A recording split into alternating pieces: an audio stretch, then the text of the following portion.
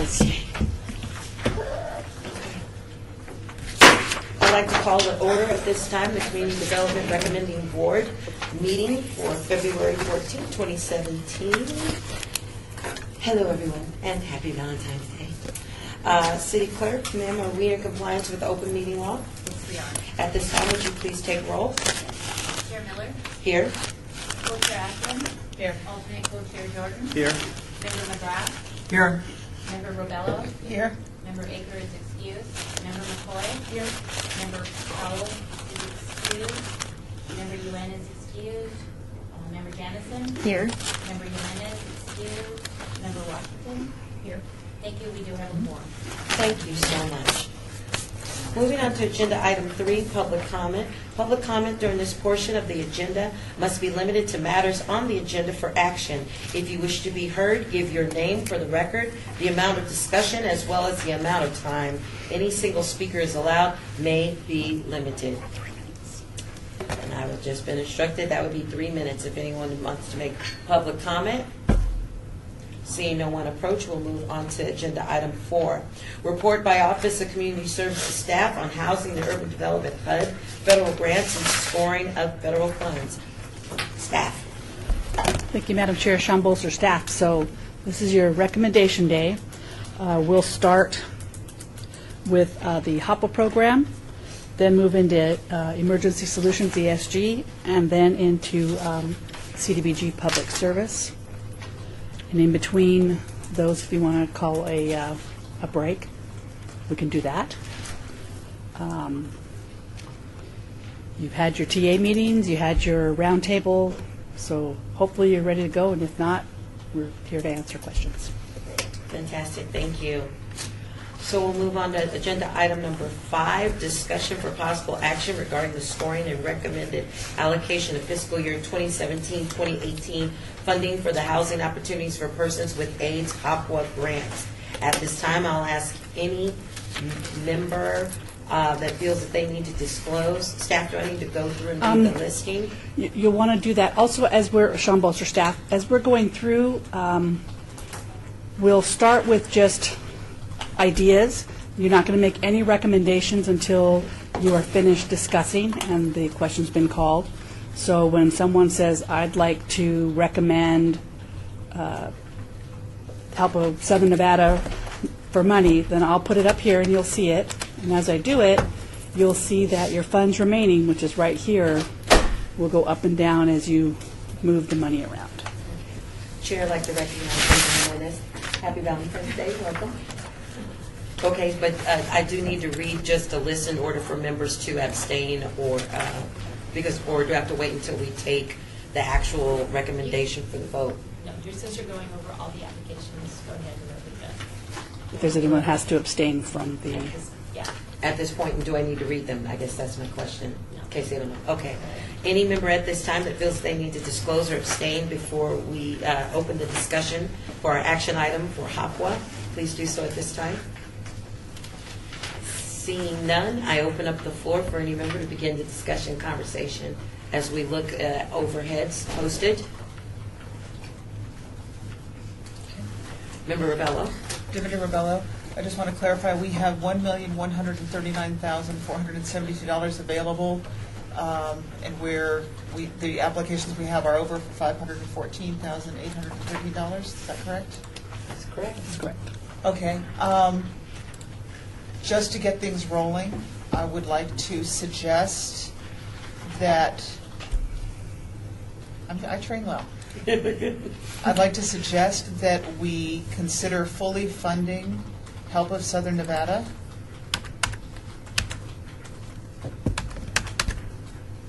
Both of the community counseling center programs for $60,000, and the Las Vegas Clark County Urban League for $107,650. $650. Oops. I'll just fix it. And then that leaves us with $527,971 funds remaining. The reason that I've made this particular suggestion is because, as we discussed when we heard the HOPWA grants, both Aid for AIDS of Nevada and Golden Rainbow have not finished spending the funds from the last fiscal year. And so I feel like it would possibly be more effective for us to fund these programs and still fund them partially, but give these other agencies an opportunity to fund their programs. I'm done. Thank you, Member Rebello. Member McCoy? Member McCoy, I just have a question. Even though that's the requested amount, is that the amount that we are limited to in the grant applications? Sean Bolzer, staff, yes. Member Jannison? Member Janison, so then what happens if we choose not to expend all of the dollars that are allocated for this year? If there was $527,000 left over? Sean Bolzer, staff, it would go on the city council agenda as future recommendations. The city council may choose to fund an agency that was not funded because what you are providing to them is a recommendation. Okay, so Member Janison, to follow up then, I think my recommendation is to follow Member DeVito, I get your name. Okay. To fund all of those fully, but I would zero fund those other two and leave the $527,000 left, because if they have not spent the monies down, I just don't think we need to partially fund if they're not able to spend down what they currently have. So I'd like to have that up for discussion. Okay, that is open for discussion. I'm going to go ahead and recognize Member McGrath. Member McGrath, thank you. I think that we have laid out the groundwork here, and I can't, in good conscience, fund the two other nonprofits that are up there. This is a great start, and I think we can put a wrap on it. Okay, so I want to make sure I'm understanding. So are you making a call to close discussion, or are we still discussing? I would like to call for a vote if there's no further discussion. Member McCoy, I Yeah. concur. I do. Okay. I support. Okay, we're following the letter of law. We're good, right? That's okay. So, Member Rebello. DeVito Rebello, I just want to say for the record that I do believe that Golden Rainbow and Aid for AIDS of Nevada offer great programs, and they offer a lot to the city. It's just finding the best use for our funds. That's just wanted out on the record. These are great programs. I think we all concur, Chair Miller. I think we all concur, but we've had some specific directions that we need to adhere to, and it'd probably be in our best interest. I think we say as a body that the City Council has that. Member Jordan, do you have a comment? Co-Chair Jordan. My question is, we have already established that the two applicants up there did not spend down the money. We know that. The 527,971, I'm addressing this to the staff.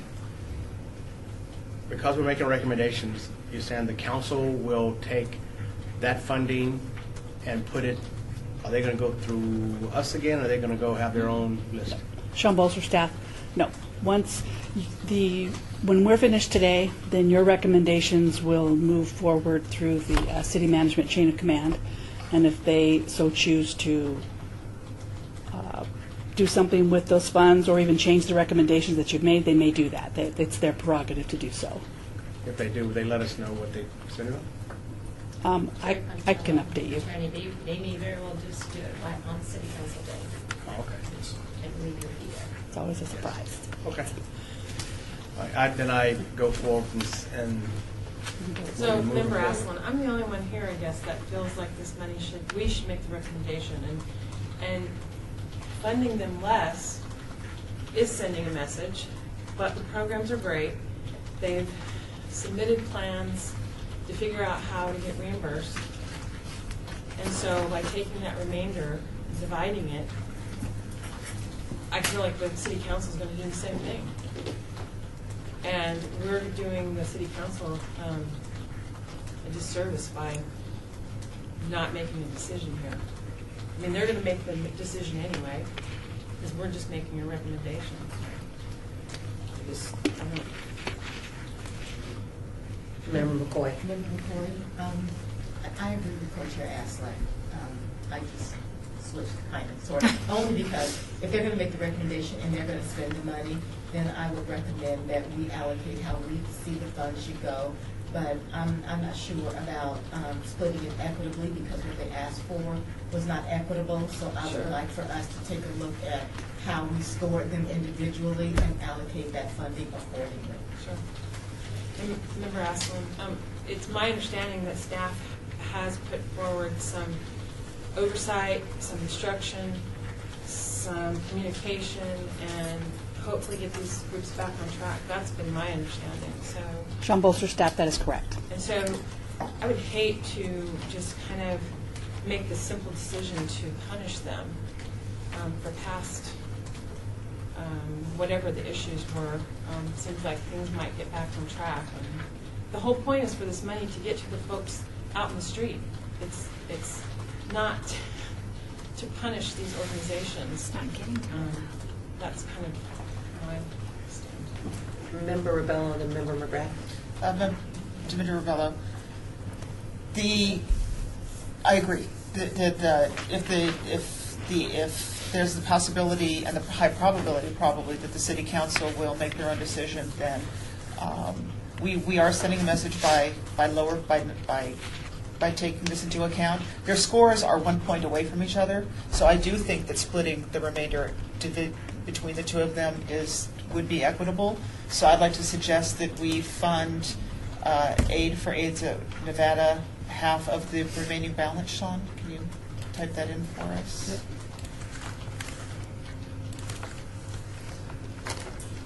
Yep. Staff, yes, sir. Regardless of whether or not you fund them, we won't execute on those contracts until the prior Exactly. Exactly. So Dimitri Ravello, we're still protecting the funds. We're still protecting the city. Okay. So I'm doing it at ourselves, Sean. Member McGrath, Manually equals. can I ask, how much funding does each one of these agencies have left from last year? Where do they have? How much? Natalia. Natalia Aguilar staff. Golden Rainbow has yet to begin their 16-17 funds, which they were awarded $200,000, and AFAN still has over $300,000 to expend from 15-16. Wait a minute. Member McCoy, then Member Jordan, then Member Rebello. Member McCoy, where I do see that they are a point away. To split it in half for me is really, in my opinion, not equitable because one's asking for $692,784 and the other's asking for $350,000. So even though the points are close, the dollar amount that they're asking for are like a long way off from each other. So I would recommend, how much do we have? $527. So I would recommend $327,971 to go to AFAN and the remainder to go to Golden Rainbow.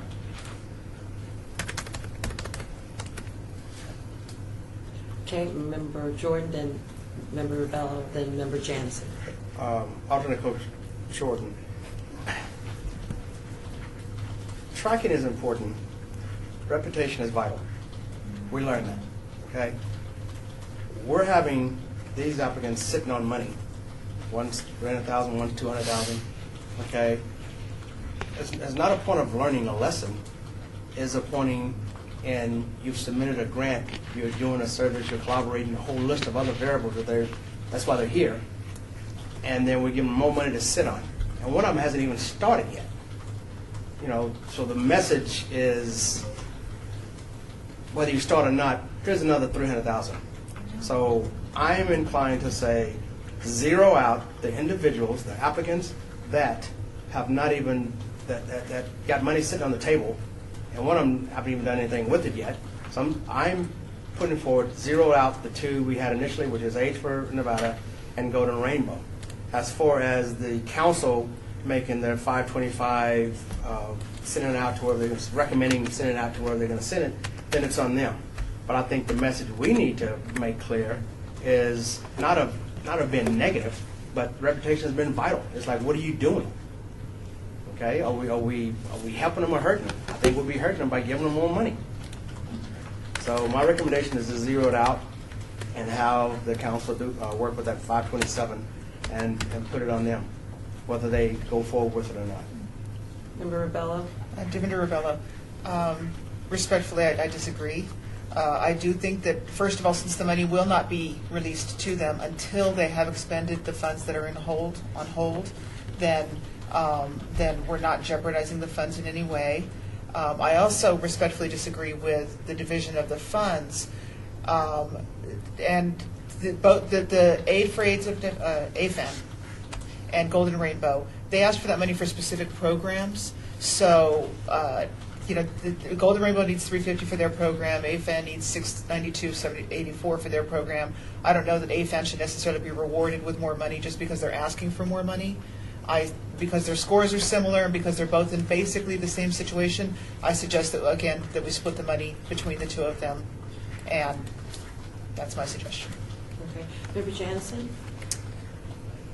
So, Member Janison, maybe I have a question for, thank you for the clarification about what you said council will do. So if these dollars, first of all, I appreciate the dialogue. My concern is that the money's not getting out to the people anyway.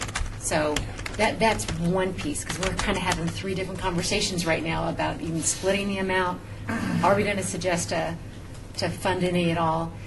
I guess my question for staff would help me to come to some resolution is that, so if this $500,000 for HOPWA specifically, does it have to be spent, period, or does the City of Las Vegas lose it?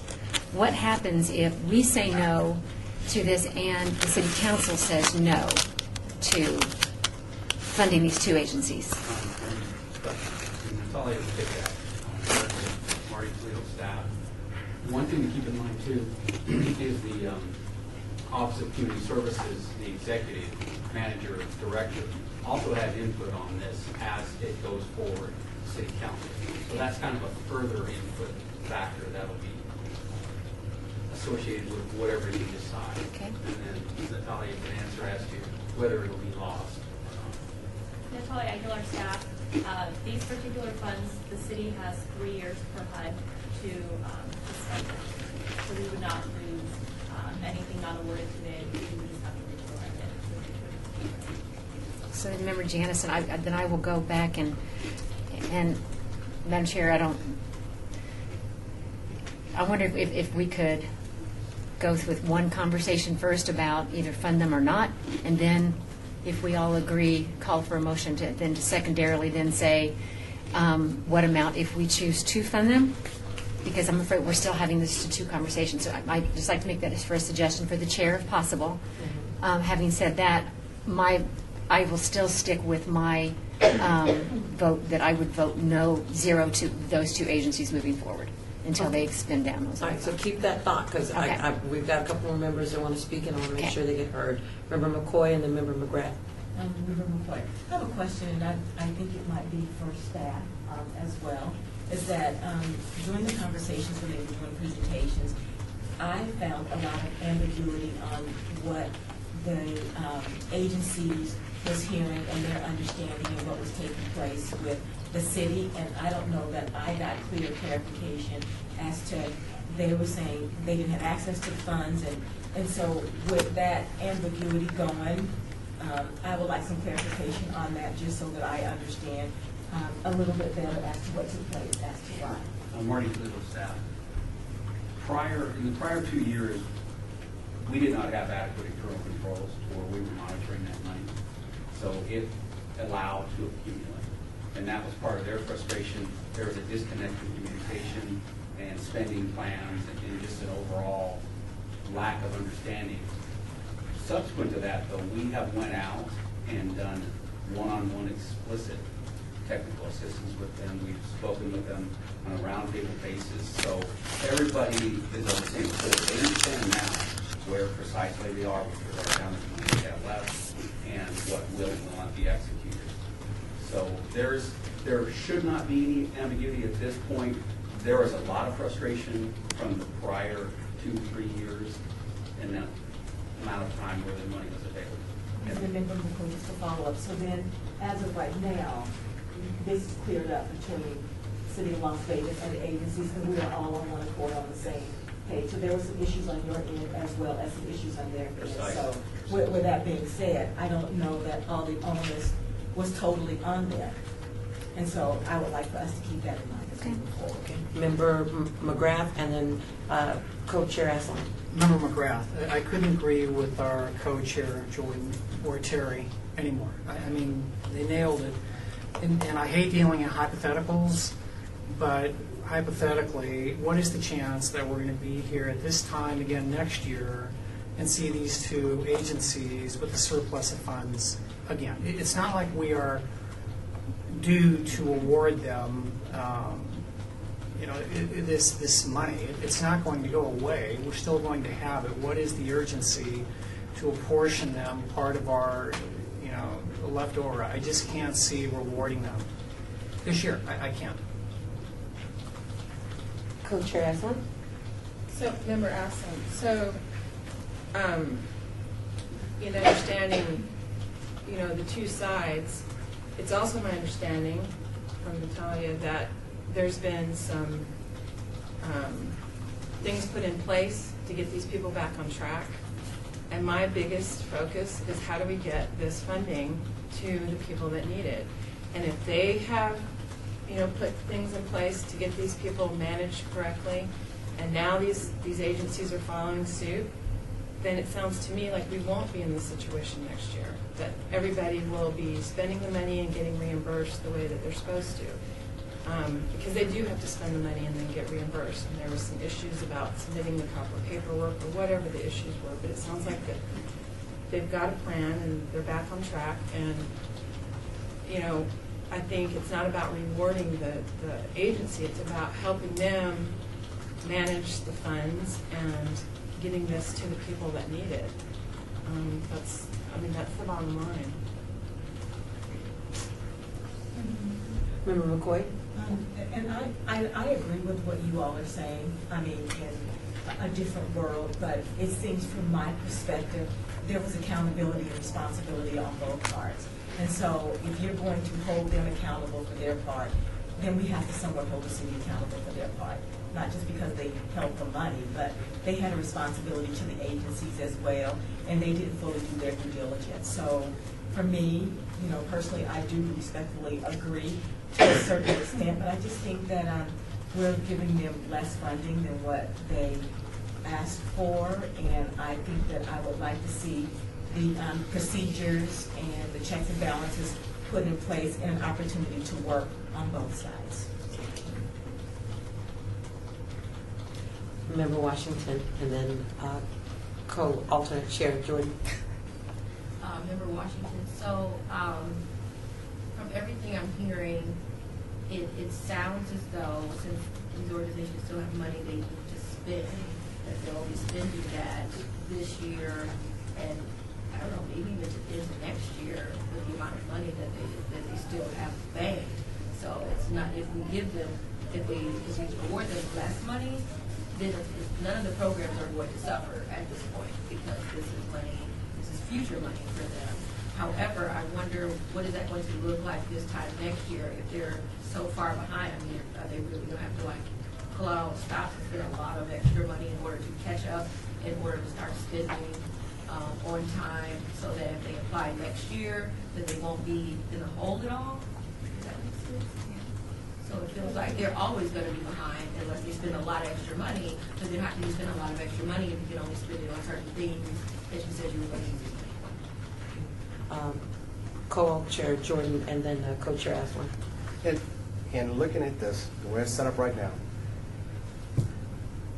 and this, I guess, the staff, the 527 that's sitting out there, as these applicants go forward and spending the money that they already have sitting, as they continue, or if something happens and they start really going through and doing what they're supposed to do, will the council later on, if they don't make that decision on decision day, take that 527 and start distributing it themselves once these applicants have proven that they're starting to move and fund what they submitted for? Marty Twiddle, staff. the possibility always exists we can augment, and that would more likely and most likely be a decision that would be made within the department via the director and the manager, but with city council. And if we go with this right here, based on the remarks that we have made, and they hear why we made this decision, will they hear that? I guess that's my point. If we recommend this is the reason why we recommend these fundings, and this is the reason why we didn't, based on et cetera, et cetera, et cetera. If they hear our comments, or will they listen to our comments or recommendations in order for them to distribute this 527? Marty Cootle, staff, yes, because there were briefings that will occur beforehand, so they'll be made aware. And that's our duty to make sure we reduce that to writing to a bill. Thank you very much. Co-Chair Aslan and then Member McGrath. Oh, Janice and she. Or Ms. Jeff. Okay, I saw his hand first. Did you raise your hand? Go ahead. I just wanted to remind everybody, this is not about spending money from this point on. This is about reimbursement. So money has been spent. And some of these organizations are in the process of getting reimbursed for the money that's on the books. So I hope everybody understands that. And then moving into next year, they would be spending that money and then getting reimbursed. So, Member McGrath and Member Janison. I believe the co-chair Jordan brought up a very prudent point, in that if the agency dwindles down the money from the past year, they can, with the decision of staff and city council, have access to that. So they're not being harmed. But I would like us to proceed with a vote after Member Jansen. Thank you. Thank you, Member Janison. Yeah, so thank you, because that was my line of thinking. So would it be appropriate then to, if we could make the recommendation, fully fund those 4, and then depending on whatever the amount ends up being for the other 2, with the caveat that there's no access to it until, and I think this is what you're talking about, access to it until all the rest of it is expended. So it's not like they would have to get it to the people that they're trying to help and spend down year 1 and 2 first before this ever even came into fruition to have access to it. So it's not like you're saying that you can have additional $100,000, $200,000. But I think there needs to be a very strong statement that I'm hearing, I think from all of us, that work it out with staff and within your organizations. Get it to the people who need it, because this seems like it's a lot of hundreds of thousands of dollars sitting on our books that are not getting to. And so there needs to be some kind of program worked out to ensure that it is spent down. I think that's a component we might be missing. To your point, is it getting to the people who need it? Member Rebello. Member Rebello, staff, can we make a recommendation to partially fund them with the condition that if they do not catch up and spend these funds in this fiscal year, that money is put back into the pool for next year and they will not have access to it after the end of the fiscal, and after the end of that one-year contract? Sean Bolster, staff. The way the funds work is if you went ahead and partially funded, again, they have spending plans in place, and they would not be able to enter into an agreement for this money until it is spent down. So there's no guarantee that the money would just sit for these agencies to access. Once you have said, we would like an agency to have funding, and mayor and council agree to that when we go to city council, then that money is set aside for that agency to use. If it's in a future pot, then there's no telling where it would go or what the use, which agency would end up with that. Is that a correct statement, Martin? Devinder Rebello, I just want to clarify my question. So my question is, if we decided to fund them, could we put the condition that we will not be having this discussion next year? That money will not roll over. If you don't spend it, if it's not ready next year, then that money goes back into the pot. We could potentially make that recommendation. We're gonna do 327, 971, and 200,000 each. But if they aren't on track, it's not going to roll over, and they're not going to have access to it for the, 18-19 fiscal year. 17-18, Shambles or Well, staff. this is 17-18. Yes. So if they don't get it done in 17-18, they will not have a shot at it for 18-19. Like right now, they still have a shot at the past money. This is your chance. We're going to give it to you, but you've got to do what you committed to do in your contract. And if you don't, then when we meet at this table next year, that money's going to go back into the pool, and we're going to reallocate it to another agency. Can we do that? Shambles or staff, no. Okay. You can make a very strong suggestion that staff would take back to an agency that says, listen, you know, your score was just on the cusp of being able to be funded, so you really need to tighten up here, here, and here. Or the board felt strongly that because you were on a payment agreement that they want to make sure that you take that seriously. And we can explain that to the agencies, but I don't believe that this board can put a hold Okay. for 18-19. Is that? Morning, City staff. The only caveat to be aware of is that since you're an advisory to the council, they can still Yes. apply to move that money forward based on director recommendation, manager recommendation, staff recommendation. So they, in essence, have the ultimate say, but you can strongly emphasize that is your directive. We can't, in other words, can we drop it into a contract? Okay. It's kind of a dicey area. Thank you. Member Jansen.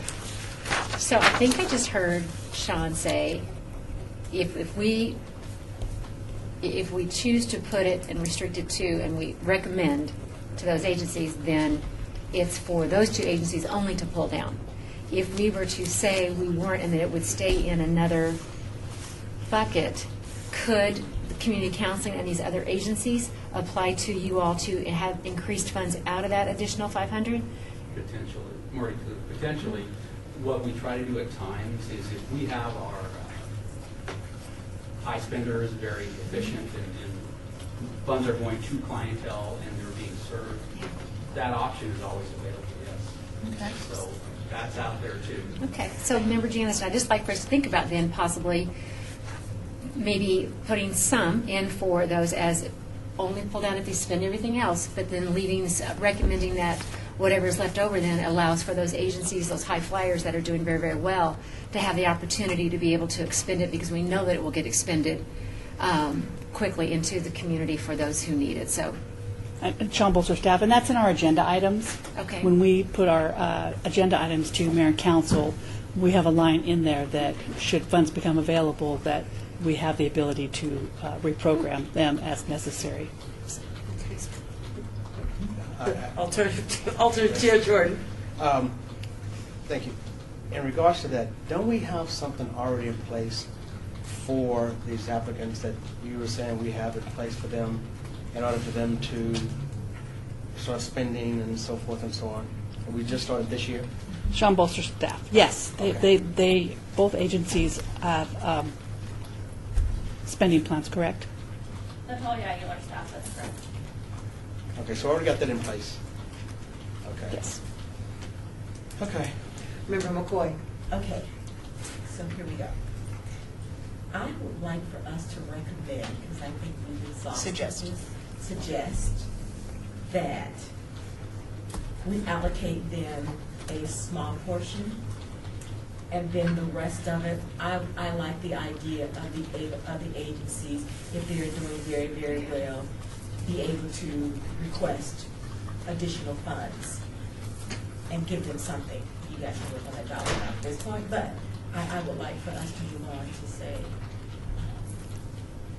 we will give them something. Shambles for clarification. Yes.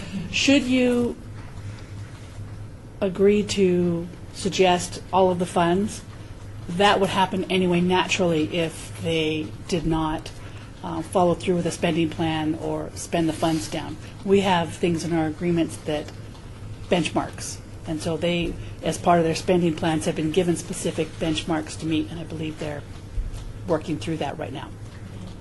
Okay, Member McGrath and Member Rebel. Member McGrath, question of staff, how does this work? This is the first time I've seen this in 11 years. that we had agencies that did not use their money. Are the other agencies notified, by the way, there's going to be a pool of funds available if you want to apply for this? Are they all notified? How does that work? Just my Aguilar staff, if there's a pot of money that we have available, the city has available, you could also put out like a request for proposals or request for qualifications, so they would be notified that way. And if they chose to apply at that time, they would have the ability to do so, and then potentially receive additional funding for their program. Okay, so they're all notified. Yes. I get it. Okay, Thank you. Rebello. Okay, so Devinda Rebello, this has been a great discussion, and I've kind of been going back and forth a little bit, but with the understanding that if there's funds, let's say we did not choose to fully fund, or not choose to expend all the money, and there is funds remaining at the end of this, and we could make a suggestion to the city council or a recommendation to the city council that they not fund beyond what our recommendation is, and that they hold those funds back, then if AFAN and or Golden Rainbow were to get on track and spend their funds and become eligible, then they could put in a request for those funds, just like any of the other agencies, if you guys did a call out for proposal and said we have these extra funds. So my suggestion, and maybe we can move on from this, is that we zero fund AFAN and Golden Rainbow with the suggestion to City Council that they hold those funds with the understanding that if these agencies get on track, or if these other agencies are performing well enough, that they can put in for those extra funds. And that way we can make sure that those monies are going to the agencies that will best serve our members, our community members. That's my suggestion. Is it a motion? Well, then we need somebody to motion to close the conversation. I motion to close the conversation. Member McCoy, thank you. Member McCoy, I'm sorry. I'm going to co-chair a second. If you need it. Okay, so we have had a motion to close discussion. It has been moved and seconded. Do I ask for a call? All in favor? All in favor? Aye. I have unanimous, if I counted correctly, staff, right? Yes. Okay. Okay. Now do I call for a... For motions. I'll do those for you. Okay. Member Rebello. Okay, Devinda Rebello, I would like to make a motion that we recommend to City Council that we fund Help of Southern Nevada, fully fund them in the amount of $383,851. So just a second. A second. Member McCoy? Okay.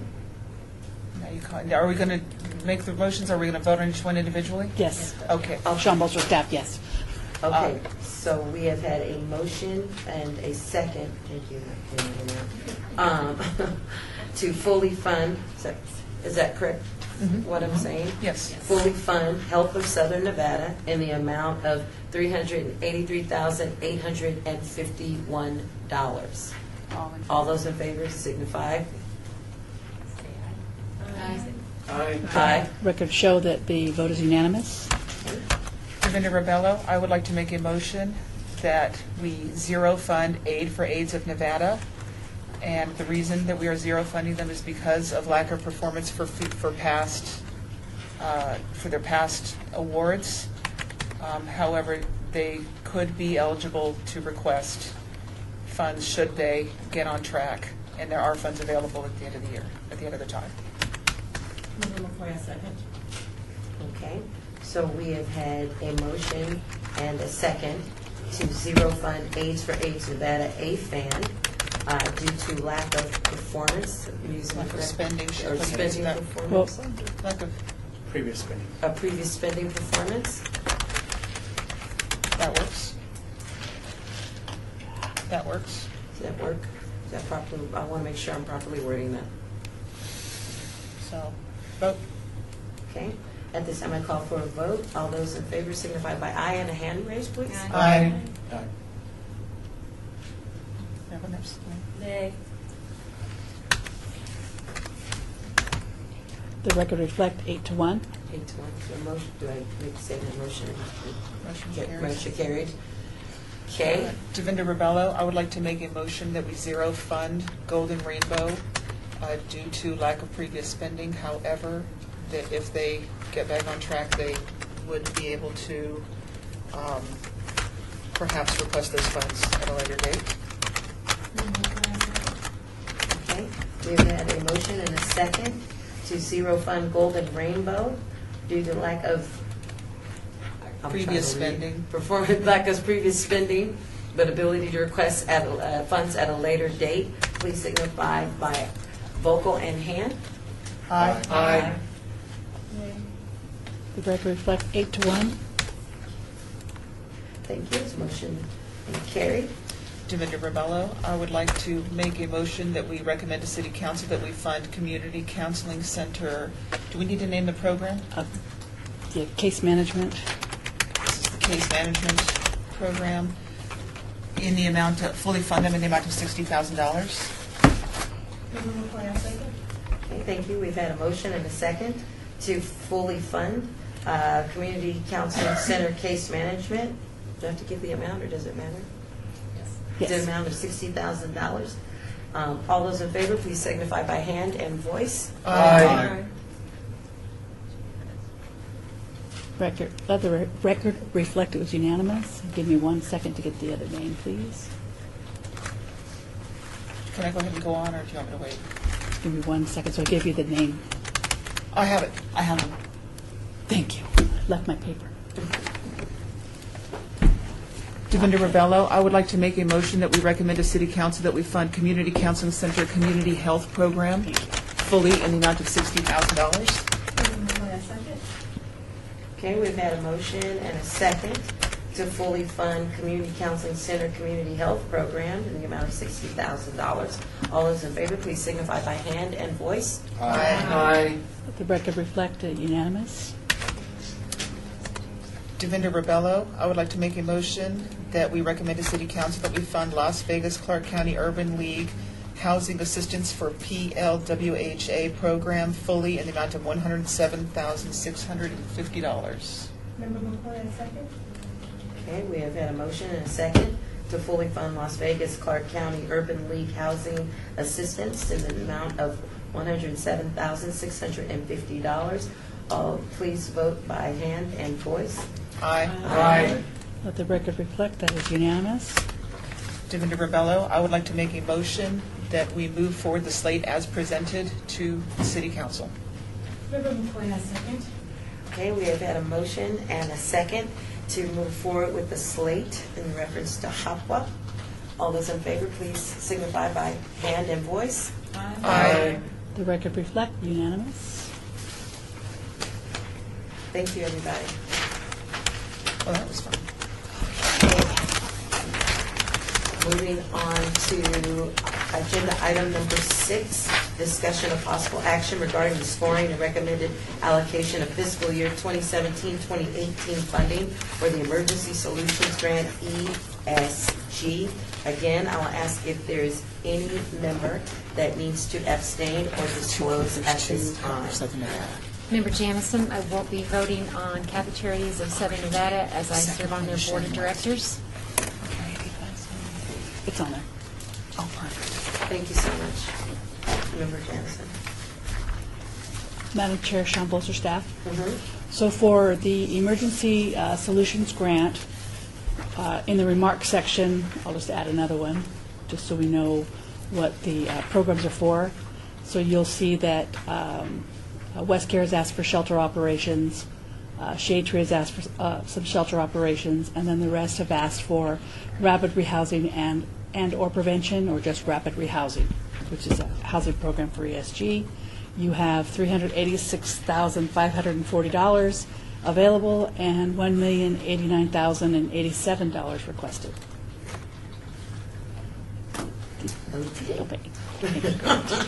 Yay.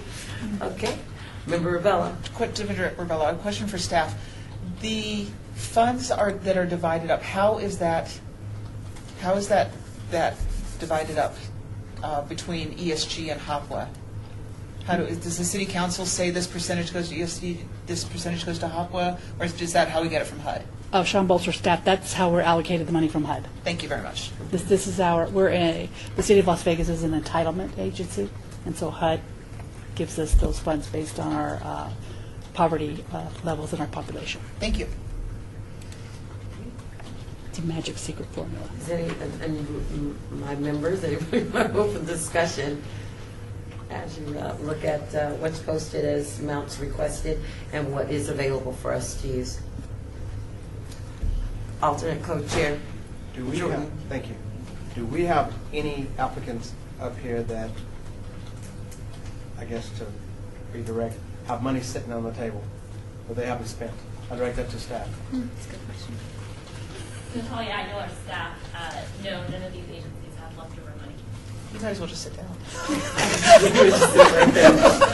Just stay right there. Thank you. I need to make her a name tent. Okay, thank you. Okay. Start. That's the start. Wait, Chair Miller, I have a question. Maybe my last year's tapes are playing in my head. Wasn't there a call that we were going to fund a wet shelter? Well, I mean, separation? And help me out. Am I just foggy right now? I thought that got separated last year. Sean Bolster staff. Last year and the year before, we carved out and wanted funds for a wet shelter, and then we had a set amount of units for rapid rehousing and a set amount of units, families, for prevention.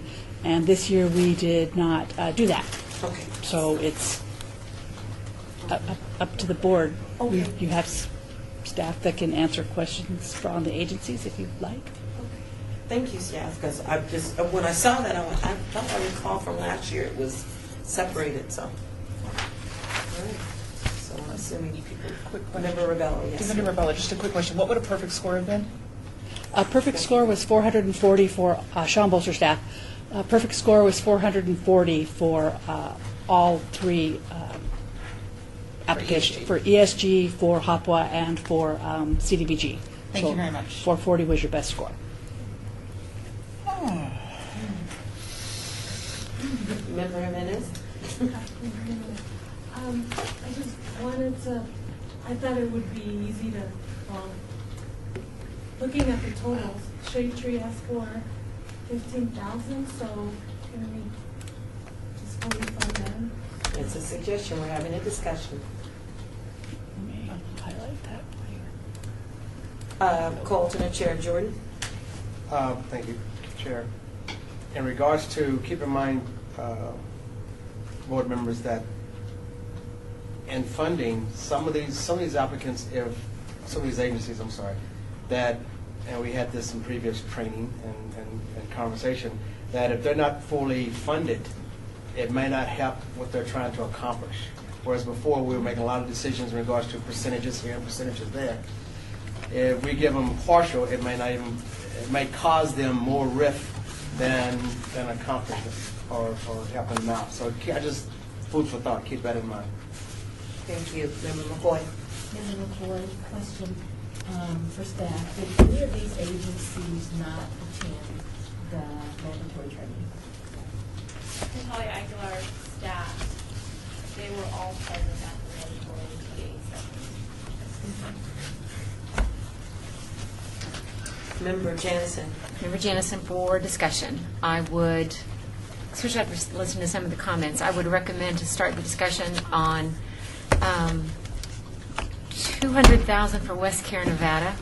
It's the only wet shelter in town. $15,000 for Shade Tree. They're the only ones that ask for shelter operations. $80,000 for Health of Southern Nevada, mainly because they scored higher, so I'm looking at that.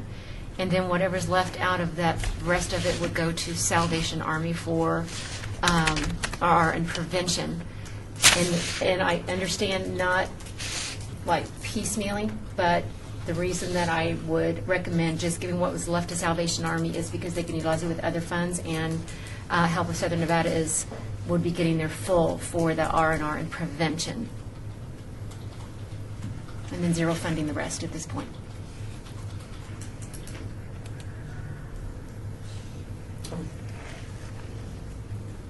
So we have that discussion. Anyone like to add to that discussion with a suggestion from Member Jensen?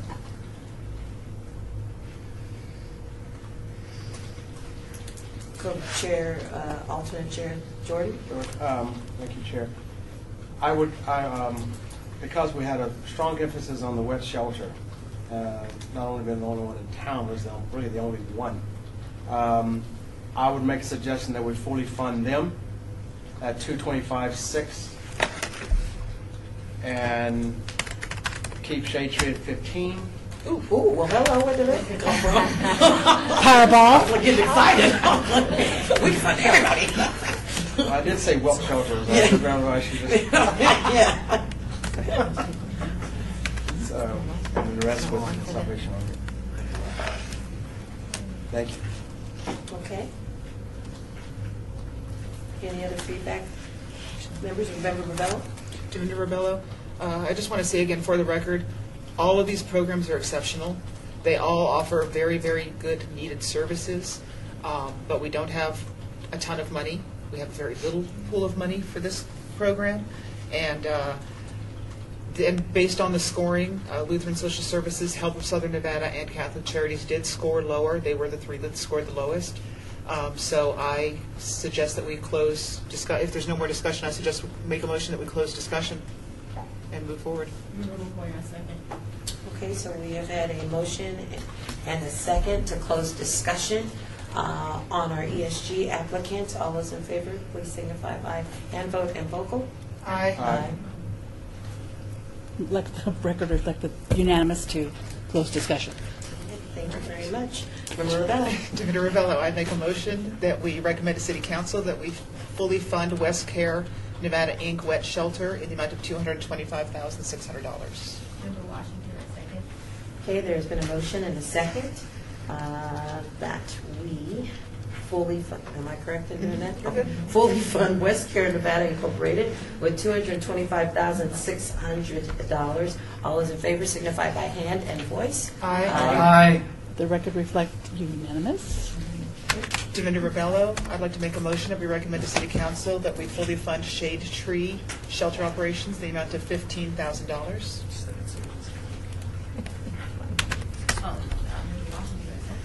Okay, we have had a motion and a second that we fully fund Shade Tree at $15,000 for shelter operations. All those in favor, please vote by hand and voice. Aye. Let the record reflect it's unanimous. Divinity Rebello, I'd like to make a motion that we recommend to City Council that we fully fund Help of Southern Nevada, Shannon West, in the amount of $80,000. Member Washington, I second. We have had a motion and a second that we fully fund Help of Southern Nevada, Shannon West at $80,000 for R&R and prevention. All those in favor, please signify by hand and voice. Aye. Let the record reflect it was unanimous. Divinity Rebello, I would like to make a motion that we recommend to City Council that we fully fund the Salvation Army that we fund Salvation Army in the amount of $65,940 for R&R and prevention. Member Washington, I second. Okay, we have had a motion and a second to fund Salvation Army in the amount of $65,940 for R&R and prevention. Please vote by hand and voice. All those in favor? Aye. Let the record reflect it is unanimous. Sean Bolster staff, also that R&R stands for Rapid Rehousing. Thank you. Thank you. I don't want to get in trouble by saying something inappropriately.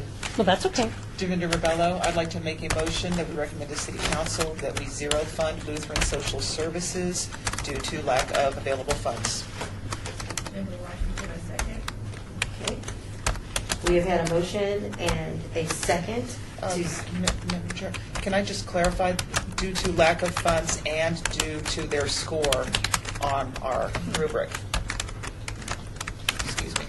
Thank you, Member Bell. So we have had a motion and a second to zero fund Lutheran Social Services, rapid rehousing and prevention due to lack of funds and score on available rubric. Member Washington, I second. Oh, that's my part, excuse me. I was looking at the paper. All those in favor, please signify by hand and voice. Aye. Aye. Let the record reflect unanimous. Divinity Rebello, I'd like to make a motion that we recommend to City Council that we zero fund Help of Southern Nevada Emergency Resource Services. Is that what that's for? ERS? Yes. Did we zero fund them due to lack of available funds and a lower score? Member Washington, I second. Okay, we have had a motion and a second to zero fund Help of Southern Nevada Emergency Resource Services, rapid rehousing due to lack of funds, and score on available rubric.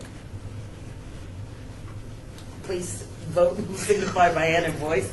All those in favor say aye. Aye. Let the record reflect the vote is unanimous. Divinity Rebello, I would like to make a motion that we recommend to City Council that we zero fund Catholic Charities of Southern Nevada due to lack of available funds and low score on the rubric. Member Washington, I second. We have had a motion and a second to zero fund Catholic Charities of Southern Nevada for lack of funds and score on available rubric. All those in favor, please signify by voice and hand. Aye. Let the record reflect. One abstain. And one abstention. abstention. Oops, you're right.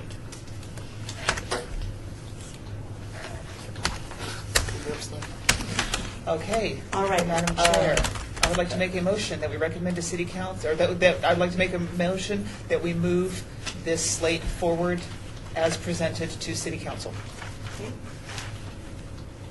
Member Washington, I second. Okay, we have had a motion and a second to move the slate of scores for for ESG applicants for recommendation to city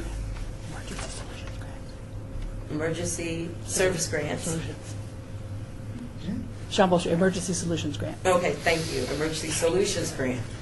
Okay, and move that slate forward to City Council. All those in favor? Aye.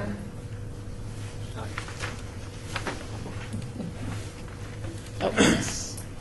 And unanimous. I take a motion, we take. Yes. Yeah, I'm the chair, I can call this, right?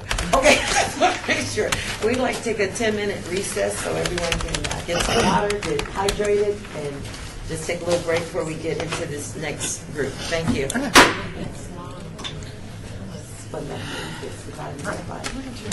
By that, so it makes it a little Guys, easier. But I'm going to go up and stamp. So if anybody wants to give me your parking tickets, I'll go validate your parking. oh, wait, yeah. Oh, now make sure you go to the right place because they're trying to charge No, you. I know where to go.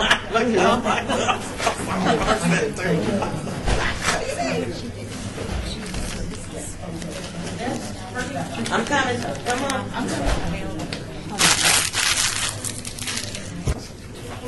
Who brought the cupcakes? I did. Thank you so much. That was so sweet. You're welcome.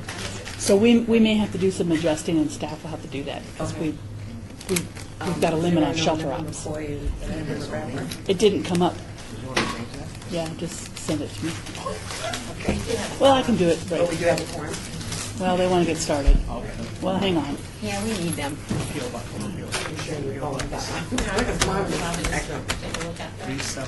We have 7. We have everybody. Okay, we have 2, 4, we have 7. 8, 9, 1, We can get started. Thank you. Thank you. 2, 4, Just 3, 4, 2, 4. have the whole team on field. Hang on 1 second. That's my sports metaphor for the day. Carmen, which number do you want me to get rid of? I only did. I was just Well, looking we're at that, right- Rodney, we're right going, here. I didn't know your last name was Barlow. What, No, that is the house phone, but the number, the one that's right there, the one you got the box on, that's wrong. okay, I don't have that anymore. all right, So it's 4, is that the cell phone number? yeah. Hang on, You should change mine, too. Well, you have it. yeah, I'll fix it. Okay. Okay. Let me just highlight it so I'll remember. Are you coming? Well, Catherine's go find them, so. I got a phone call. All right, close that. That's good. I know it will shock. And save that. I have a pin. Oh dear. I know that would shock you. I know that would shock you. I'm sorry. Me too. Everybody's like, do you have an opinion? No, I have no opinions. I'm staff. Alrighty, well, we are, looks like we're all back. I want to go ahead and reconvene so we can move on to our next agenda item of discussion. Okay, reconvening our meeting from the Community Development Recommending Board. We are going to move on to agenda item 7.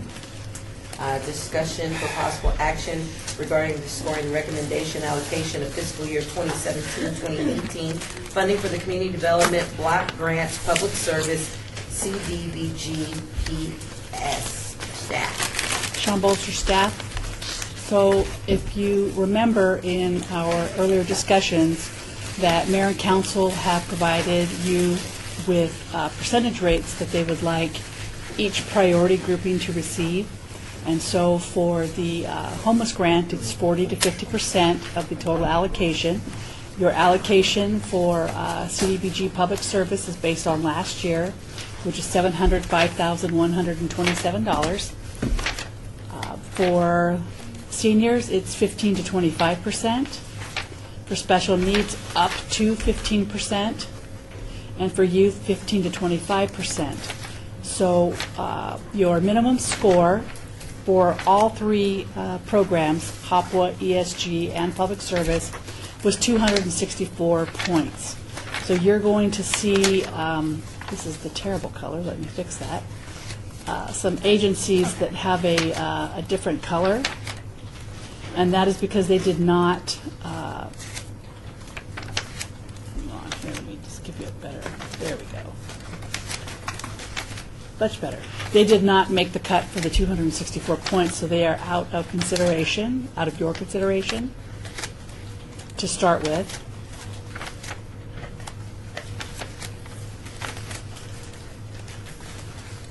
Just color those so you can see them a little better. There we go. Is that easier to see, or do you want a different? No, it's fine. Are you sure? I want it to be easy for you to.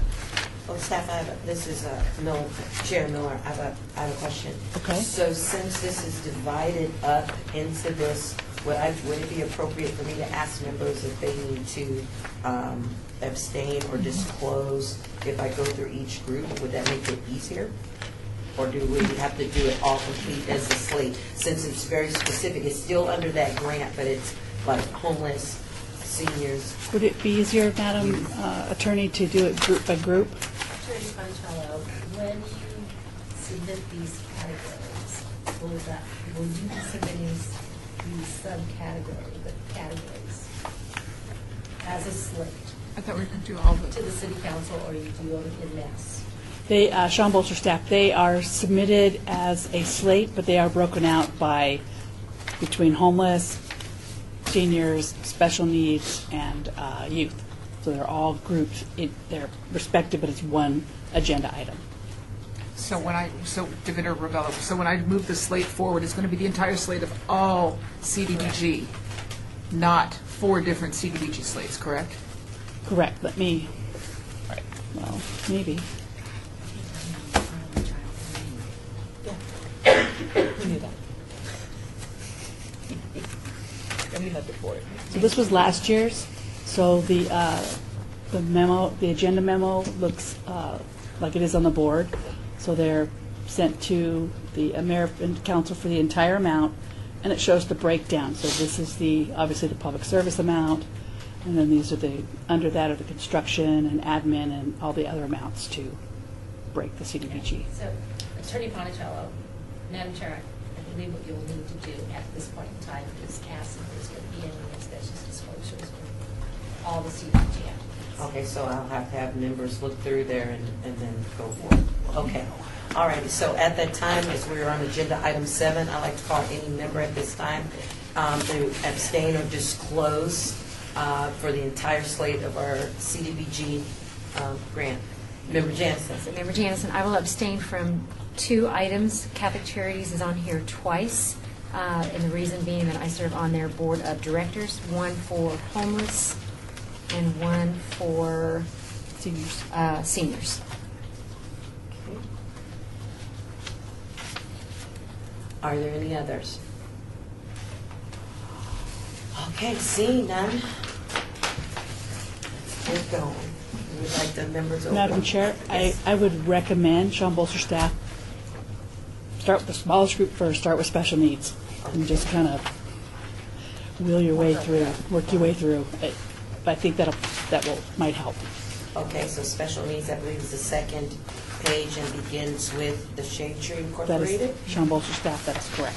Just for guidance for all of us. So in this, Sean Bolster staff, in this particular group, none of these applicants were eliminated for not meeting that minimum score of 264.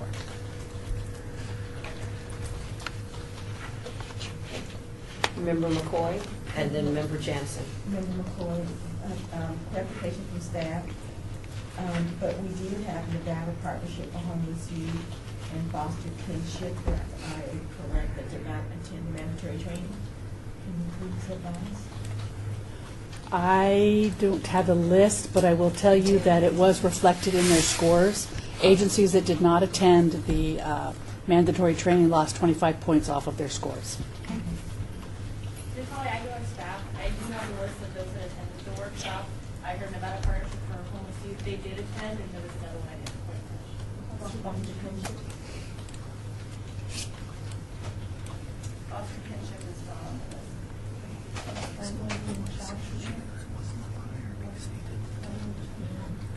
Okay. Family Child Treatment was not on the list either. Ms. Holly, I go on. Member Jansen. Thank you. So a quick question for Sean. Is the requirement that agencies do income verification, is that required on all special needs, youth, seniors, and homeless? Sean Bolster staff, we require agencies to income verify and maintain files on all of the clients that are served. Okay, so then Terry Jansen follow. Did every other agency that is still listed on here, they all have agreed to do that income verification? That is correct. We, Sean Bolster staff, we sent, when we get to youth, we sent an email to all of the newer agencies to let them know of the HUD decision that happened after the end of your deliberations last year, to make sure they understood the requirements that just because you're serving a program in a Title I school, which we all know is a very high concentration of reduced and free lunch, that HUD did not find that adequate. And until we hopefully are someday able to reach some kind of an agreement with the school district to work hand in hand with those income verifications, they will not accept attendance at a Title I school as verification of low income status. And we did lose one agency. Okay. And they are not on the list now. Took them off. Okay, Chair Miller, just for my own clarification, so for special needs, since we're starting with the smallest group, the maximum that, based off the percentage, is $105,769. Is that correct? Am I reading that? Sean Bolster correctly? staff, that is correct. And if you max fund each category, you're still going to have to go back and tweak it a little bit, because obviously it's a little more than the amount that is available. Okay, members, I'm ready when you are. We want to make any suggestions and start this discussion. So Member Jansen, just clarification against me, but I just didn't hear that. So we have $105,769 to award. Maximum Sean Bolster. Award. And if we were to fully fund each one of those, it's $105,769? No, if each category has a maximum amount, and if you max fund each category, you're going to go over the 705. So when we're finished, we'll go through and you'll have to tweak some of them a little bit more. Gotcha. So then the total of those of the request is 245. Thank you. Okay. Yes.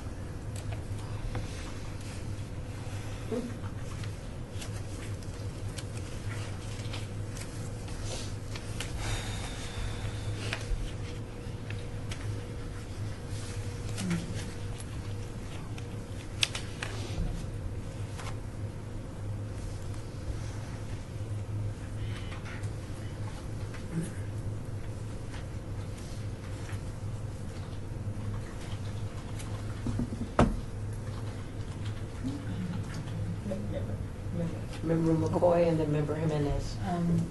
So just so that we reemphasize this again, as discussed previously, is that on some of these agencies and their programs, it does not make sense to partially fund them versus fully funding them in order to operate their program. So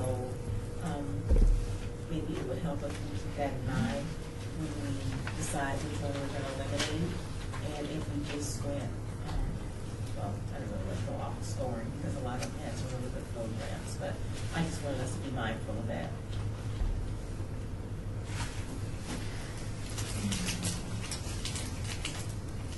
Member Jimenez and then Member Rebel.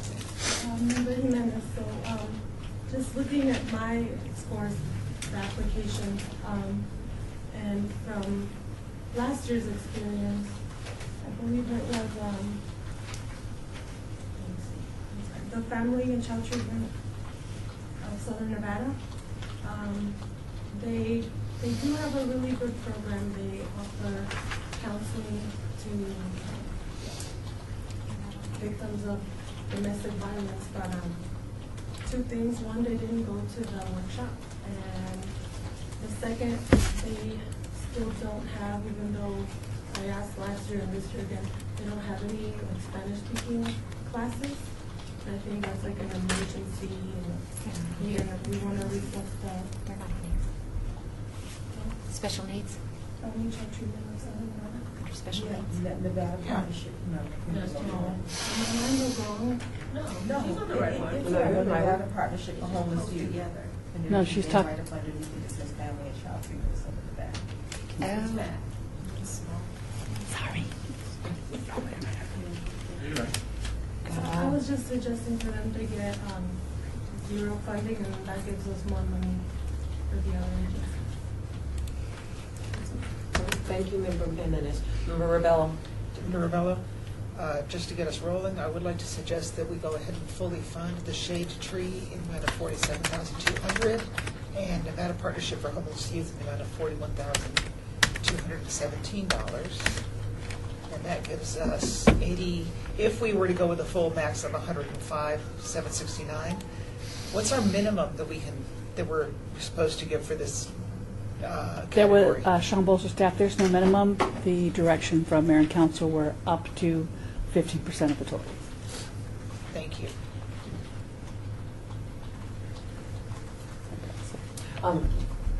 Co-Chair Aslan, sorry. Member Aslan, and I like this, and I suggest, since we're thinking about fully funding those who scored high and not partially funding folks, and that might actually set them up for failure or not to be able to fill the program, to move that amount to another area. Agreed. Dimitra Rebello, keep in mind that we can always come back to it. Right. Right. Sean Bolster staff, you're not going to make your recommendations on your finals Right. yet until you've gone through the other three categories. So if you want to move to a different. So I was going to suggest that we zero fund the last three. Four. Have We've already said zero fund family. And then we can, and this is Chair Miller, so we can move to another category because we're going to be moving the whole slate anyway, and we'll be looking through it and tweaking it. That's correct. Okay, so I make a suggestion, we go to youth, is that the second? I would recommend seniors, Madam Chair. As seniors? Okay, so that would be on the first page, it starts with the Jewish Family Service Agency. Okay. Member Washington.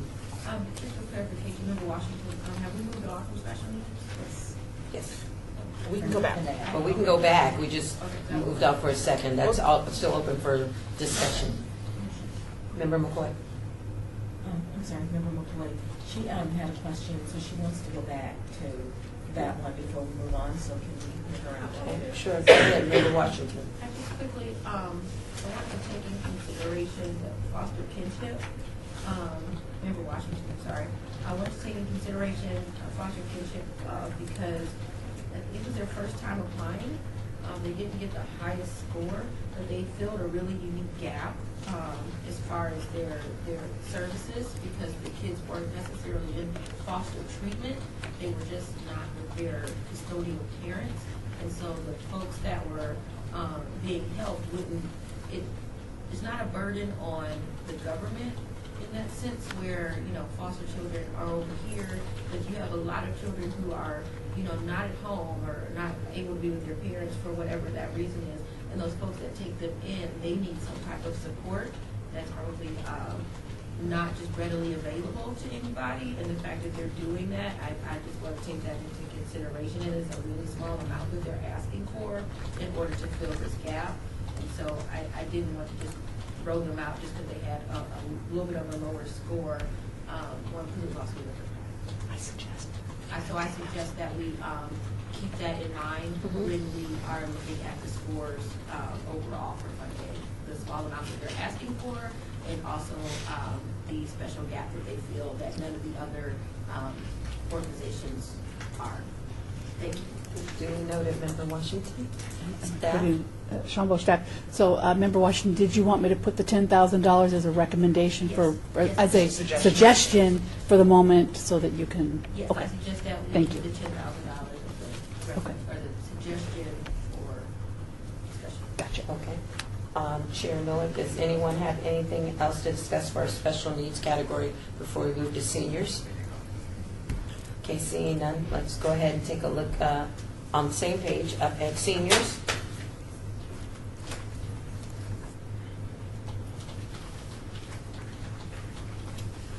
Member Rebel. Member Rebel, I have a question of staff. When I was scoring, looking at the city's priorities for this program for seniors, there were two of them that I question actually meet the city's priority. The first one is the Back to Basic Global Outreach Grab and Go program. That's homeless. That's homeless? Seniors. Oops, oh, well, jumping up one then. Then the first one is the Gay and Lesbian Community Center of Southern Nevada Act 3 Enhanced Programming for LGBT Seniors. I wasn't exactly clear that that meets one of the criteria for the city council. Did anybody else have any questions about that, or am I the only one who didn't read that right? Just give me just a second. I'm sorry. Member Washington, I read it as under seniors case management to connect seniors to community resources, because they sort of said that during their presentation that they were connecting low-income seniors to not necessarily not in a larger scheme of case management, but more of a. It felt more like it was like a group thing that they were going to be able to connect other seniors at the center to services they may need. It's not how I interpret it. Member McCoy. We're going to expand upon that. It says any other senior program demonstrated to have a substantial positive impact.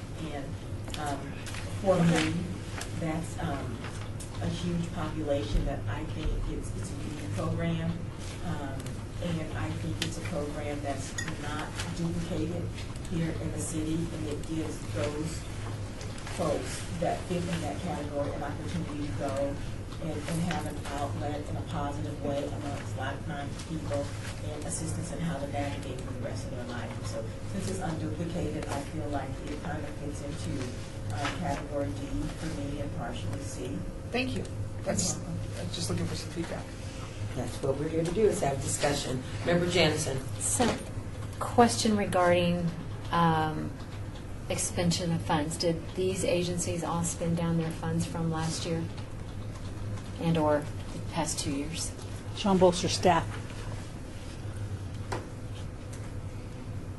Yes. Thank you. Well, I had to read them. I'm sorry. I had to read them, and yes. Thank you. Could you elaborate?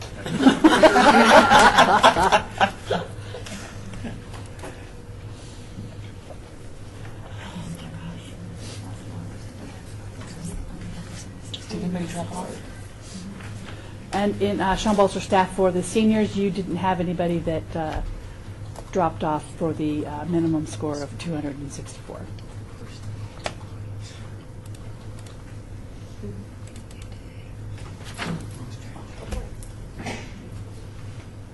Member McCoy. Member McCoy, For a point of reference for discussion, I know that the Las Vegas Clark County Urban League scored very low, and I'd like for our group to be mindful of the fact that they serve a very unique population of seniors as well. I think they have a lot of proactive programs they're doing to engage them mentally, as far as the STEM and STEAM programs that they are adding for the seniors, as well as the garden. I think the garden fits in this one, but if not, maybe the other one. But anyway, I think they have a lot of unique things that they are offering, and I think that they are on the front lines in terms of what they're doing. I think they're new in applying for this grant, and that might be reflective of their score, but what they are offering to seniors is not duplicated as well. So I would like for us to be mindful of that as well. Duly noted. Member McCoy, Member Rebello, and then Member Jansen. McCoy, Member McCoy first. She said thank you. I said thank you, and then I said Member Rebello. Oh, thank you. and I'm then sorry. Member Jansen. I'm so sorry. Deputy Rebello, because of the size and the strength of the first four agencies that we have up there, the Jewish Family Service Agency, Lutheran Social Services, Catholic Charities of Southern Nevada, and Helping Hands of Vegas Valley, while I agree that we need to discuss and be very mindful of partially funding in order to maximize, not partial funds in order to maximize the effect of our dollars, these agencies are very robust, and they do have the capability of finding other avenues that might be able to fill in some of the funding gaps.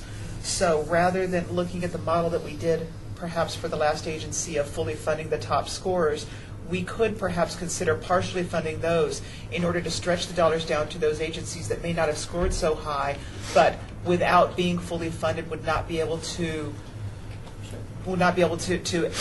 have these programs. So And for those of you who know me, I'm a big believer in rewarding scores, but this is also a new rubric. This is also a new experience for our grantees as well as us. So I would like to just get the ball rolling by suggesting that we fully fund the Gay and Lesbian Community Center of Southern Nevada for $45,000, and what was the agency that you were just talking about, the Urban League? Yes. The Las Vegas Clark County Urban League for $45,000. It's a small pool of money, though, guys. Co-alternate Chair Jordan. Oh, wait, was my turn? Oh, Thank you. I'm sorry. Thank you, Member Jansen, because I did say that. That's right. I'm Thank sorry. I you. apologize. No, please don't. Member Jansen, because I'm probably just going to start stirring up trouble. Not you, dear. I know that shocks you all. That's why you have me here. So I completely understand all the feelings. I caution us, though, to be inconsistent. So if we're going to make those statements about special needs, about we did it because the scores are higher, then I think we need to go back and potentially fully vet each one of those agencies then to make sure that they haven't met that same criteria that we're talking about now for the seniors. So I throw that out for discussion. And then secondarily, just with those ones that are in the seniors, I would like to then throw out for the same consideration, if you really look at the CHIPS program, they've asked for a huge amount, but if you look at that program and the impact that it will make in this community about reducing, especially those that go into hospitals and keeps them, and the creativity with the data that backs it up, that is a really incredibly unique program that is brand new. They didn't score as high either. And I say that, I don't know that I'm convinced that we need to switch now to fund new and exciting, unless we're going to go back and do that with the special needs program. So I just caution us about that. And then if we are, I'd like for you to really consider CHIPS. Okay, duly noted. Member alternate chair. Make up a name. Jordan. Alternate co-chair Jordan. In regards to, I guess, some of the thought process, I do concur with my colleague Rebella and Terry in regards to looking at even some of your personal notes, you know, when they did presentations and so forth. I'll say that because if you look at some of your notes, you might remember some of the agencies, Jewish Family Service Agency, for example, you know, their population compared to, for example, the low score, if you will, Las Vegas County Urban League. We know the population of the Urban League serve their population because of their background, their reputation, and so forth. Same as Jewish Family Services. But with the Urban League, it was masked with different, the population incorporated all. And I didn't see that with the Jewish Family Service agencies from their presentation and their information,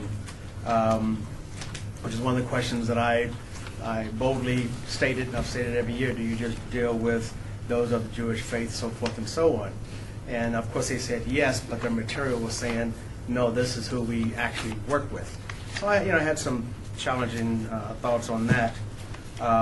Also, in regards to Rebuilding Together Southern Nevada, they had not only gone through, I'm very much considering zero funding them because of their rebuilding. To me, it was like a exclusive contract, just sending out contracts to build different areas, and then some of them were more cosmetic. It was like, okay, we got a roof over here, we got this going on, that going on. Well, I'm going to bid out. So to me, that was definitely consider that as zero funding. Again, just food for thought. Look at some of your notes in making decisions on some of these, because some of these that are new, it could be seed money for them to continue to do great things. But again, we have to consider all factors. Thank you. Member McGrath and then Member McCoy. Member McGrath, thank you. Co-Chair Jordan and staff, if we could get some clarification. I don't believe that the Jewish Family Service Agency just exclusively handles people of the Jewish faith, because I have asked that question several years ago, and I would say it's similar to Catholic Charities. I mean, there are all religions that are being serviced there, and Co-Chair, again, I did raise that 3 or 4 years ago with the Jewish agency. So, okay. Sean Bolster, staff, all the agencies, irrespective of their denominations listed in the name, serve everyone. They have to equally market an affirmative, it's part of affirmative action. So they accept everybody that walks in the door, as long as they're for CDBG income qualified and live in the city of Las Vegas. For our people. McCoy and then Member Washington. For me, I agree with alternate co-chair Jordan with rebuilding together of zero funding niche, because I think that this is more like a niche program. But I would also like for us to take a look at, and if it means going back for consistency's sake, because I do agree with my other members that we do need to stay consistent. But what I would like for us to look at, again, is that, we are experienced enough to know that the scoring, if they've done this year after year after year, then they're familiar with the process, and so then they will score high. But I would like for us to maybe look at unduplicated services.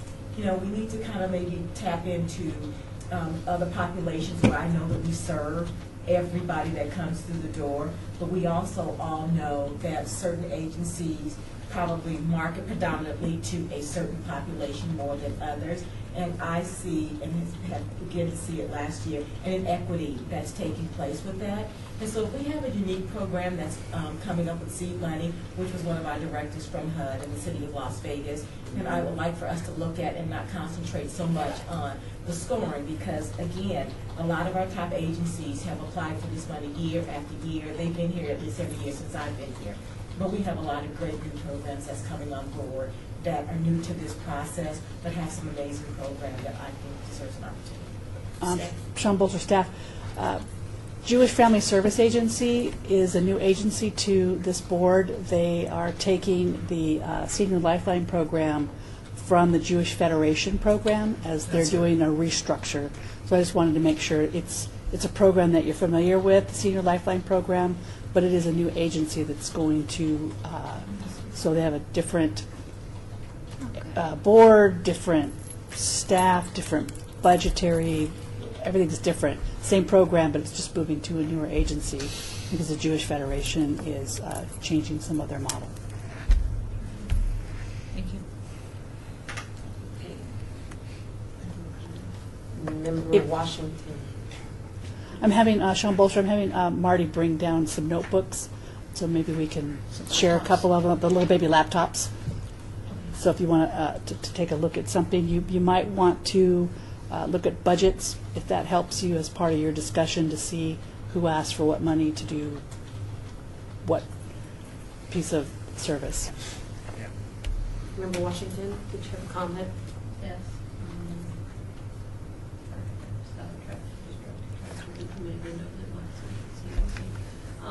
So, Member Washington, I agree on one that we need to be consistent, and I think that, just going off the sport is not going to work, just for the reasons I think on the other application for the foster kinship. But going to like Jewish Family Services, I have no doubt that all of these folks will welcome whomever comes through their door to help them. I do believe in the real world, find it a little bit hard to believe that a lot of other folks are walking through their door, just and that or that they are directly advertising to other communities their services. And it feels a little different with Catholic Charities, only I think because they've been around for so long. And I feel as though when I look back at my notes on the censure, it doesn't necessarily feel like a very intersectional program for the seniors. I think they do serve a very unique niche, but I wasn't convinced that they were serving a really large cross-section of the LGBTQAI community. So just taking that under consideration, and they've received funding for that program before, so it's no longer received money, and it didn't really sound like they had any ideas of how to really ramp that up for it to be so much larger. So, I did not, my suggestion was not to run the Central Act 3 program. Okay. That has targeted Jewish representatives. Thank you. Member Jimenez. Maybe it's the educator in me, but I took a long time looking at all of every single question on the application, and my score didn't really change after the presentations. I remember Catholic Charities of Southern Nevada, the gentleman who wrote the proposal, it was his first year. He still did a good job in the overall score. Meals on Wheels is a good proven, the Las Vegas Chips did not go to the workshop. Maybe they would have gotten a better score if they did, I don't know. But I think we should stay consistent and look at the scores at our own as well as the overall. I remember hearing the advice of would you let them borrow the money? So I think we should stick to, we should look at our duplicated services, of course, but I think we should also look at the staffs and our own consideration. Because the money.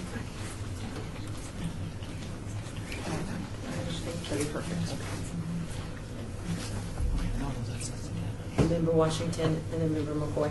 I just wanted to make one other note that with the Las Vegas Urban League, their senior program, that they were stressing because it's a farmer's market, they were stressing fresh vegetables, which I know that a lot of other groups have food pantries of some sort, but not a lot of them offer fresh vegetables or even a chance for the seniors to get out and go to and do the shopping themselves. So I think there's two components there. One, healthy eating, and then probably a little bit of exercise and then walking around and just being social.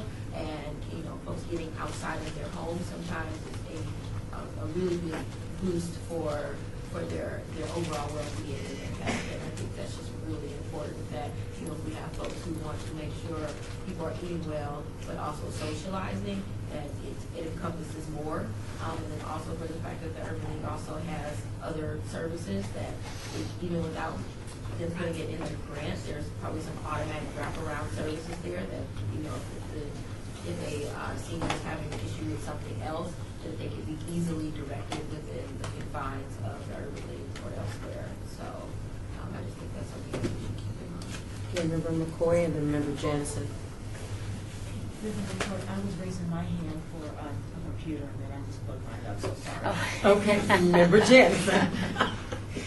So again, Terry Janison, I caution us because I think what I'm starting to hear is we're starting to make assumptions then on these applications, and there's a reason that there was a rubric, and it was to, so if you are a new program or if you are an experienced program, it still is the reason why there is a rubric and guidelines to follow. So I caution us to not make assumptions on what was in an application about what they might use it for, because I'm afraid we're going to start going down a rabbit hole, and then it's just going to, it will turn into then who we want to be or assumptions that we're making on behalf of that agency. So I'm afraid I would like to just stay with the fact that we put an application out with a rubric, we all graded it, and then I think we need to look at then how we want to fund based on those scores. Because otherwise I think we're just we could be here all day.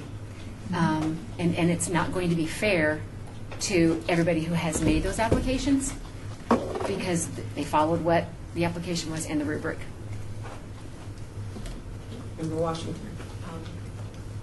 To Member Jansen's point, I agree that there is a rubric there for us to give us guidance, but also I think, you know, if it was just a rubric and it was just based off of the points, then a robot could do it, and because they're asking us to do it, then they're asking for us to,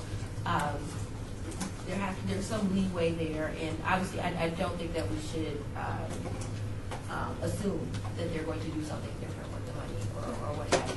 But I think we have to look at the bigger picture a little bit, and so I think that that's what makes it probably a little bit more difficult. My son don't want to be here, you know, all night, but I think we have to look at the bigger picture. Member Jansen, my follow-up. Madam Chair. Go ahead, Member Jansen, go ahead. Sorry. And I completely agree, except for the fact, so the rubric was for us, but there's also then the guidelines that each one of those agencies had to follow. And if we told them that we were going to be judging on a rubric, if we now say that we're judging, but, well, now we think that, I know you didn't score well, but I like your program, I go back into those that worked very, very hard on theirs and met each one of those criteria and guideline, that I'm not sure that that's equitable to them. So I just want us to be very cautious about that because I'm just not sure the equity on then the agencies that are filling it out, and then I'm just the wrong word I was going to use, the validity of our process. I want us to make sure that we are a very strong board in that what we're asking the agencies to do, that they can rely that we're going to continue to adhere to our own guidelines. It's coming up a lot stronger than I mean for it to, so I hope that that is making sense. Okay. Okay. Okay.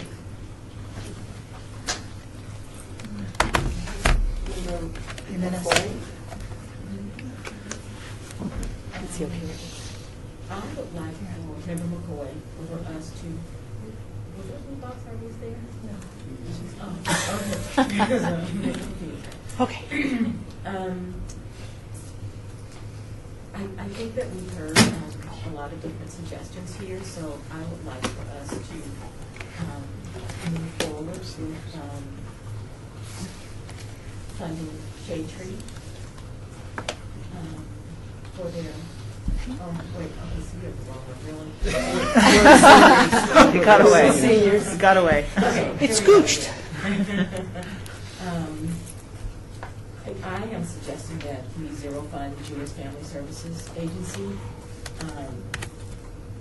I would like for us to, for fully fund Lutheran Institute.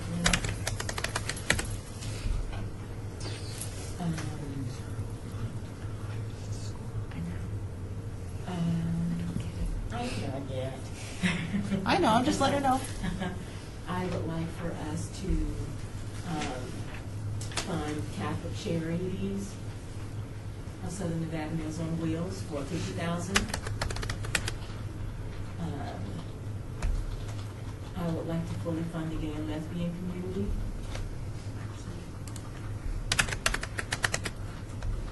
I would like to give Helping Hands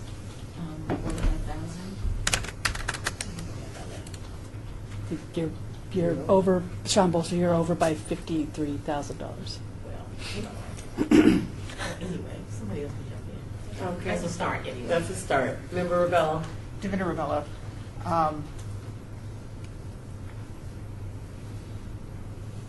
We've made some very, very eloquent discussions regarding the Urban League, and I agree that they're filling a niche, and I know that I initially said that, but they did score the lowest out of everybody, and that needs to be taken into account, so I'd like to change my earlier suggestion to zero fund, and I'd like to zero fund the Urban League.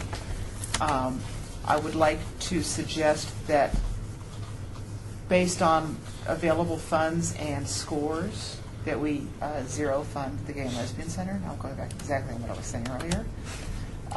And fund, again, these top 4 agencies are really large and robust agencies. So chances are if we don't fully fund their programs, I believe that we've got a really good shot of them being able to find the funds elsewhere. So I would like to suggest that we fund Jewish Family Service Agency $50,000. We fund Lutheran Social Services $25,000. And we fund the Meals on Wheels, we'll leave that at $50,000. And we fund Helping Hands of Nevada with the balance. What is that? What does the balance do? If we leave it at 170, if we don't underfund. For your Sean Bolster staff, you're at 170,000 now. Your max is 176, and So you may have to come back and tweak these numbers a little bit. Tweak the numbers again. Okay, I'm done. It'd be like 52. I'm done. Member Jimenez. Sorry, the fact that the Gay and Lesbian Community Center is the only type of service, that's what I wrote down in my notes. For that community, I'd like to fund them, but then I have to take it out of other ones. Yes. Go for it. We can fully fund them and just take it equally out of the other ones. You're killing the smalls. You killed the smalls. All right, hold on. So Hold on. if we fully fund them, let's see, how much do we?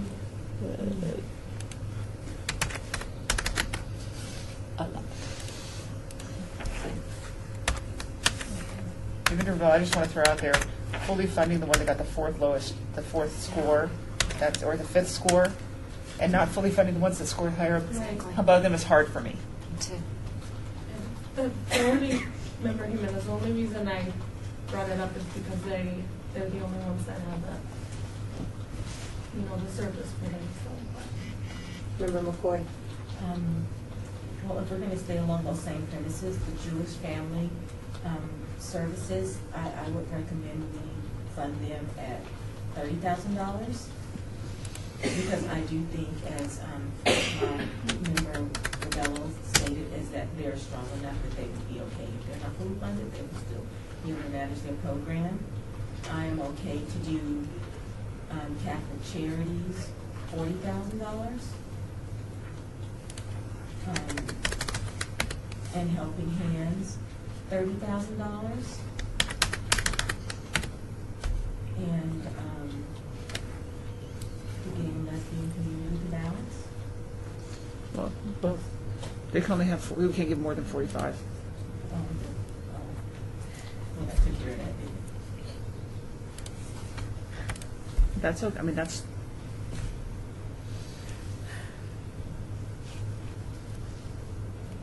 Member Aslan. Member, Co-Chair Aslan, So doing math. we're sorry. still fully funding the fifth loss, so can't we fund the gay and lesbian community 30,000? And the Meals on Wheels, Catholic Charities, 60?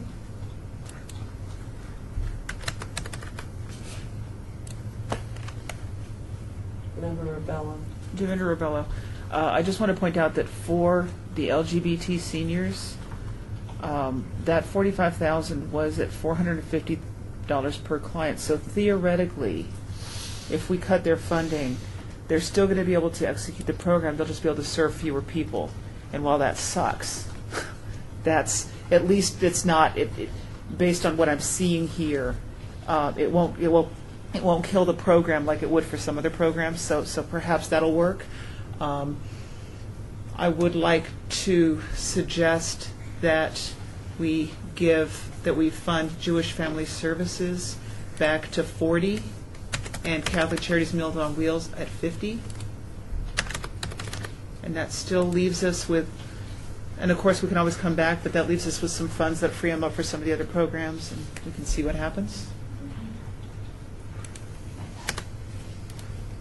Member McCoy? Scoot. I'm okay with that. No problem. Member Rebello? Divender Rebello, I suggest we move on to the next group. Okay, board, do you want to tackle homeless or youth? What does staff suggest? Running from the building. Yeah. Youth is smaller. No, youth is bigger. Youth has more applications but less money. And you want to go to youth? Okay. I would suggest we go ahead and move the youth. All right.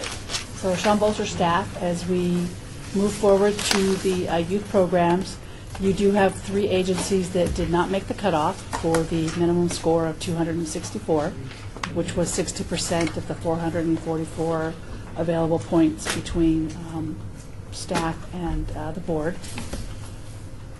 You have a minimum of $105,798 and a potential maximum of $176,330. However, if you max fund everyone, we are going to have to go back and tweak a little bit. We max funded, Member Aslan, we max funded on the last 2. So you're probably going to have to go back and just make some little changes, but we'll look at the top. It's keeping track of the overall what's left over and what's not. So. Okay. All right. I'm going to open up the floor for discussion for youth programs. Members. Member Janison and then Member Rebello.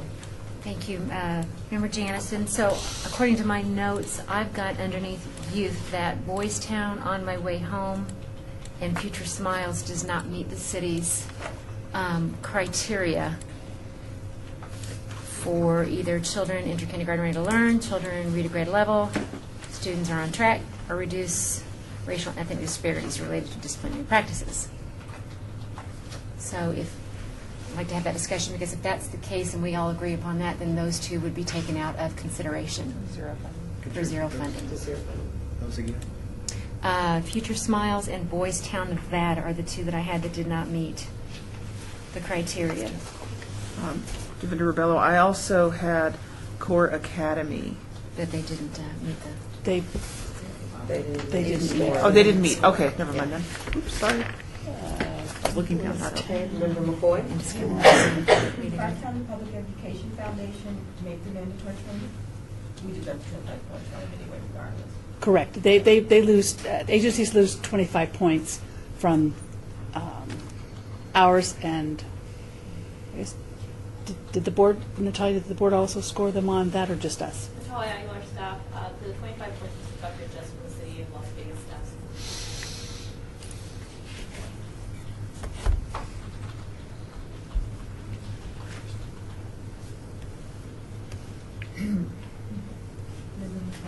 Member McCoy, go ahead.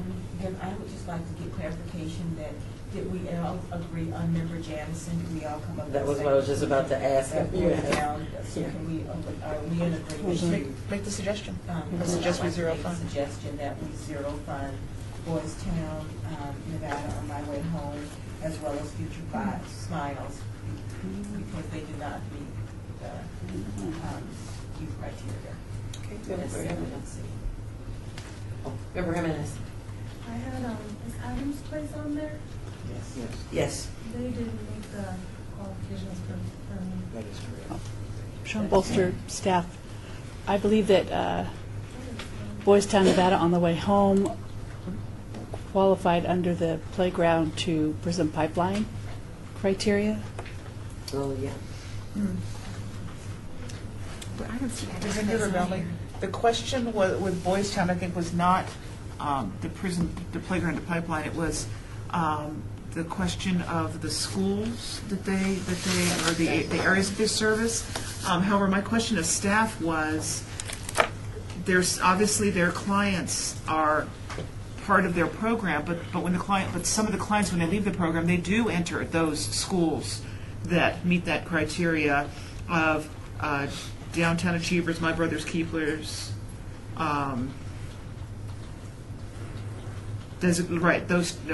So because the kids, when they graduate from the program, they enter these schools. Do they qualify then? Sean Bolster, staff, also, they, if I remember, I'm rereading, that they also stated that they were working on getting the youth to graduate from high school as well. Right, but this says and. But that's not, yeah. It says they've got to be part of Downtown Achieve or My Brother's Keepers and one of the following. So because, like I said, because when they leave the program, some of them do go into either Downtown Achieve or My Brother's Keeper. Do they meet the city's criteria since they graduate back into these areas? I think that's the question, and that's where we're getting hung up on Boys Town. And Adams Place. And Adams Place? Adams Place is at the lower end of your score. Sean Bolster, staff, sorry. While we're looking at that information, co-alternate chair Jordan. As I reiterated earlier, and looking at your notes, and of course I've taken in my colleagues, my dialogue, that been Terry and others, in regards to sticking with, the rubrics, so forth and so on. Yet and still, we have looked at, in my notes also, with my other colleagues in regards to Adams Place, Boys Towns, and Boytown, Nevada on my way home, and Future Smiles. We discussed it in depth during the presentation. I'm looking at my notes and so forth, and we said that they're not meeting criteria. However, they scored high. We scored them. So that's for the human being part, and looking at my colleague, Washington, and so forth. That's where that comes in and say, okay, so what do we do now? And I'm saying what we should do is look at that in a humanistic place and zero fund these individuals out, or go into detail of all of these again, which we should not. So that's just a statement from me to reiterate what we talked about previously. Member Janison? Member Jensen, so I completely agree. I think that to stick with it, we are going to have to zero fund those because it does say we were given that criteria. Downtown Achieves and My Brother's Keeper and one of those. And so I think we have to stay consistent with that. So I would zero fund Boys Town, Future Smiles, and Adams Place for not meeting the criteria set forth by the city. And then I think we can have that discussion about then who's ever left, as long as everybody else met those criteria. Then we can go back to how they scored on the application. Okay, Member Rebella? That's With that, okay. okay. Member Rebella? All right, Devinda Rebello. Then I would like to suggest, to get us started, Ms. Shawn, I'm sorry. It's okay. I'd like to suggest that we for conversation's sake, we have $176,000. Let's look at fully funding Anderson. They had a fabulous program, I felt. Let's look at fully funding Discovery Children's Museum YouthWorks. Those two both had exceptional scores. Clark County Law Foundation, let's partially fund them for $20,000. By the way, staff, do we have a minimum that we can fund for this program? I've known in the past we did.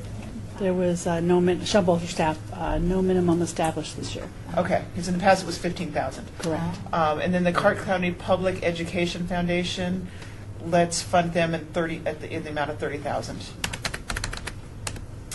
And I'm done for now. No promises.